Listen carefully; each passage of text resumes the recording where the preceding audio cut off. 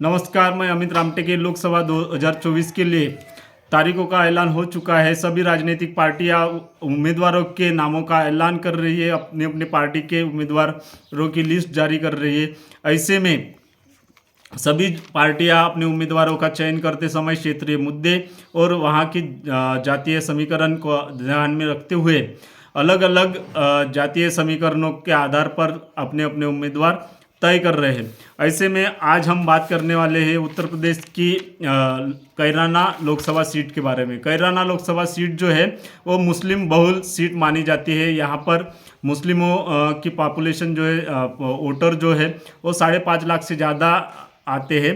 और ऐसे हाल में ही 2014 और 2019 में यहाँ पर भारतीय जनता पार्टी के उम्मीदवार जीत चुके हैं। मुस्लिम बहुल सीट होने के बावजूद भी यहाँ पर मुस्लिम उम्मीदवार जीत नहीं पा रहा है। तो अभी 2024 के इलेक्शन में क्या कुछ नया हो सकता है, इसके बारे में आज हम बात करने वाले हैं। यूपी की 80 लोकसभा सीटों में से एक कैराना सीट शामली जिले में आती है। कैराना लोकसभा सीट पश्चिम यूपी को प्रभावित करने वाली सीट मानी जाती है। इस लोकसभा क्षेत्र में 5 विधानसभा क्षेत्र है और इन 5 विधानसभा क्षेत्र में जो भाजपा के पास में 2 सीटें हैं, रालोद के पास में 2 सीट है और सपा के पास में 1 सीट है।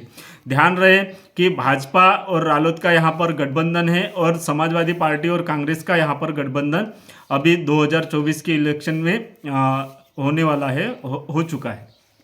तो ऐसे समय में भाजपा गठबंधन के पास में 4 जो है विधानसभा है और समाजवादी पार्टी के पास में सिर्फ 1 ही विधानसभा है। भाजपा ने कैराना लोकसभा सीट पर जाट, सैनी, पंडित और कश्यप जाति का समीकरण जो है वो ध्यान में रखते हुए अपने उम्मीदवार का नाम फाइनल किया है, जो कि प्रदीप चौधरी है, जो 2019 में भी भारतीय जनता पार्टी की तरफ से जीत कर आए थे। उन्होंने कैराना लोकसभा सीट का जो है प्रतिनिधित्व किया था।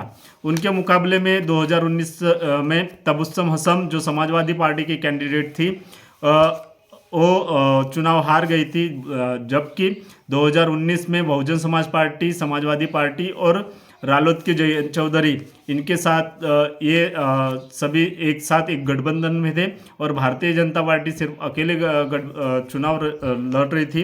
तब भी कैराना लोकसभा सीट जो है वो भारतीय जनता पार्टी के खाते में गई थी। लेकिन अभी देखने वाली बात यह है कि अभी 5 साल की एंटी इनकम्बेंसी के बावजूद भी भारतीय जनता पार्टी ने प्रदीप चौधरी के ऊपर अपना दाव लगाया है और वहाँ पर सवर्ण पॉपुलेशन जो है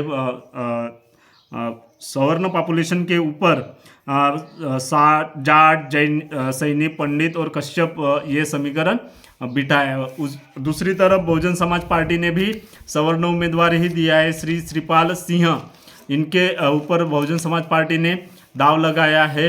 तो समाजवादी पार्टी की तरफ से समाजवादी पार्टी की विधायक रह चुके उनकी जो बहन है इकरा हसन के ऊपर समाजवादी पार्टी ने अपना दाव खेला है। देखने वाली बात ये होगी कि कांग्रेस और समाजवादी पार्टी के गठबंधन में इकरा हसन जो है वो प्रदीप चौधरी को कितना गठबंधन टक्कर दे सकती है, क्योंकि यहाँ पर बहुजन समाज पार्टी ने भी अपना उम्मीदवार दिया है। वो भारतीय जनता पार्टी का जो कोर वोटर माना जाता है, सवर्ण वोटर, उसमें कुछ सेंध लगाने में अगर कामयाब हुई भारतीय जनता पार्टी का कुछ वोट अपने तरफ लाने में अगर बीएसपी कामयाब हो पाती है तो यहाँ पर इकरा हसन जो है वो जीत सकती है। अन्यथा भारतीय जनता पार्टी के फेवर में यहाँ पर अगर वोटिंग होती है तो भारतीय जनता पार्टी के उम्मीदवार प्रदीप चौधरी जो है वो यहाँ पर जीत सकते हैं। बीजेपी की चर्चित सीट पर पुराण ने चेहरे पर जताया भरोसा। यहाँ पर 5.5 लाख के करीब मुस्लिम मतदाता है और यहाँ पर 2.5 लाख जो है दलित मतदाता भी है और 1.7 लाख के आसपास जो है जाट मतदाता है। तो जाट मतदाता का समीकरण जोड़ने के लिए भारतीय जनता पार्टी ने रालोद के जयंत चौधरी को अपने तरफ कर लिया है और दलित वोटर जो है वो बहुजन समाज पार्टी के उम्मीदवार को वोट देगा। और देखने वाली बात ये होगी कि भारतीय जनता पार्टी का कितना वोट बहुजन समाज पार्टी के उम्मीदवार को मिल सकता है, क्योंकि भारतीय जनता पार्टी का जो समीकरण है और बहुजन समाज पार्टी ने भी सवर्ण उम्मीदवार दिया है, तो ऐसे में सवर्ण उम्मीदवारों का अगर बंटवारा होता है तो इकरा हसन को जीतने में मुश्किल नहीं होने वाली है। लेकिन हाल फिलहाल में यहाँ पे भारतीय जनता पार्टी का पलड़ा जो है भारी लग रहा है। भाजपा यहाँ पर इस सीट पर भाजपा जो है 3 बार जीत चुकी है। रालोद जो है वो 3 बार जीत चुका है।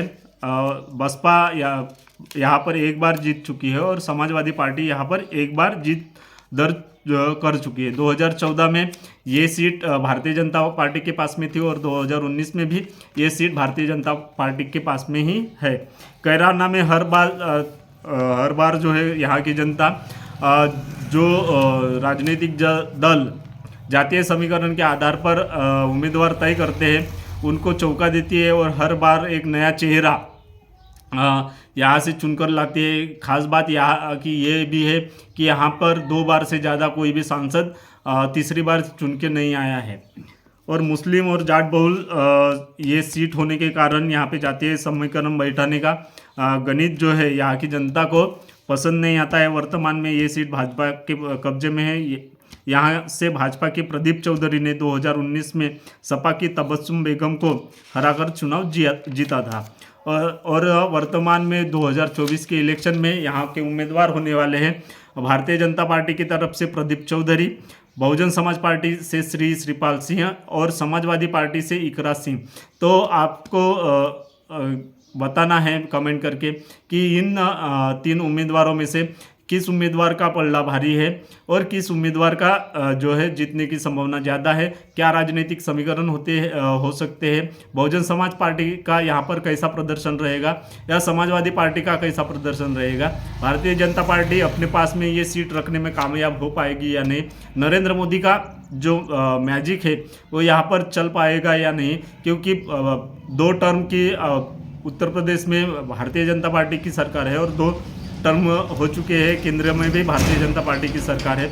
ऐसे में ये उनके लिए भी एक चैलेंज होगा कि 10 साल के इंडियन इनकम के बावजूद भी अगर ये सीट भारतीय जनता पार्टी अपने पाले में ला पाती है तो ये बहुत ही एक बड़ी बात भारतीय जनता पार्टी के लिए हो सकती है। आज के लिए इतना ही।